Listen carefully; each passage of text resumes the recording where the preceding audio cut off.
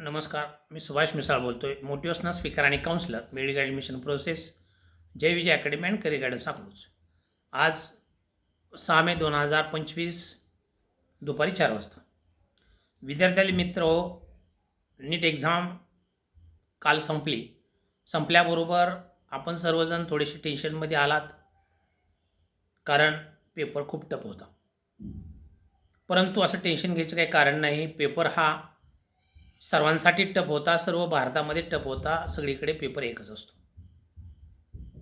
त्यामुळे फक्त मलाच पेपर टफ आला का, मलाच कमी मार्क्स पडतात का, तर मुळीच नाही. कमी मार्क्स सर्वच विद्यार्थ्यांना पडणार आहेत आणि त्यामुळे जो रँक आहे तो रँकसुद्धा या ठिकाणी चांगल्या पद्धतीने चेंज होणार आहेत.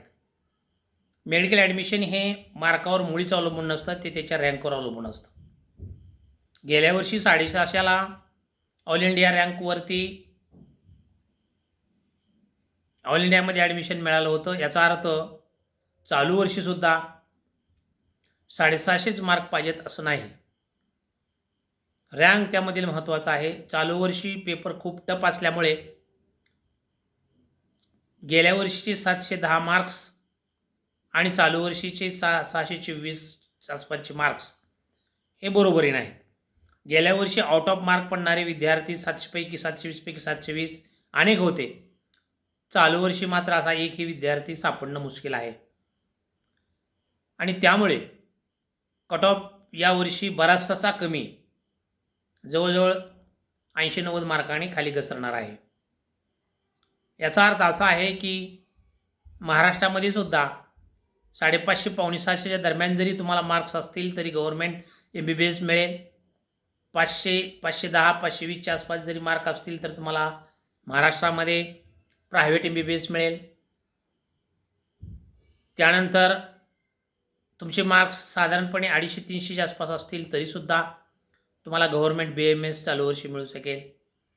कॅटेगरी वाईज जो कट ऑफ आहे तो आपण गुरुवारी 8 तारखेला आम्ही सेमिनार ठेवलेला आहे अकलूज कृष्णप्रिया हॉल येतं.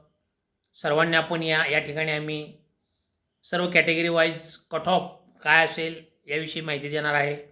त्याचप्रमाणे क्वालिफाय साधारणपणे कॅटेगरीमध्ये आपण असाल तर 90 ते 100च्या आसपास या ठिकाणी मार्क्स मिळाले तर तुम्ही क्वालिफाय होऊ शकता. ओपनमध्ये साधारणपणे 110 ते 125 मार्काच्या आसपास तुम्ही क्वालिफाय होऊ शकता. याचा अर्थ असा आहे की कॅटेगरीमध्ये तुम्हाला 80-90-100 मार्क पडले तरीसुद्धा तुम्हाला या प्रक्रियेमध्ये भाग घेता येईल. ओपनमध्ये 110 ते 120च्या आसपास मार्क पडले तरी तुम्हाला या प्रक्रियेमध्ये भाग घेता येईल. आणि त्यामुळं कॅटेगरी वाईज कट ऑफ त्यानंतर तुमचा जो गेस आहे आता स्कोअरचा, त्यानुसार तुम्हाला कोणतं कॉलेज मिळेल, त्या कॉलेजमधील असणाऱ्या फॅसिलिटी, त्याची असणारी फी इत्यादी सर्व प्रवेश प्रक्रियेविषयी माहिती या सेमिनारमध्ये देण्यात येणार आहे. शिवाय तुमची जे असणारे डॉक्युमेंट्स आणि त्याचं स्कॅनिंग करणं, कारण 14 जूनला ज्यावेळेला रिझल्ट लागणार त्यानंतर लगेच प्रवेश प्रक्रिया चालू होणार आणि त्यामुळे जे डॉक्युमेंट्स आहेत काही कमी असतील त्यामुळे तुमची धांदल उठणार.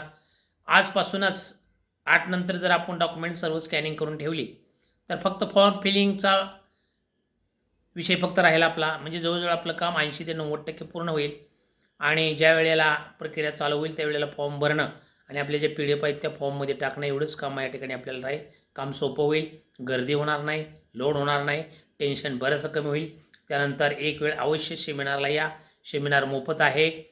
8 मे गुरुवारी कृष्णप्रिया हॉल अकलूज येथे आहे. आज बस इतकंच. All the best. धन्यवाद.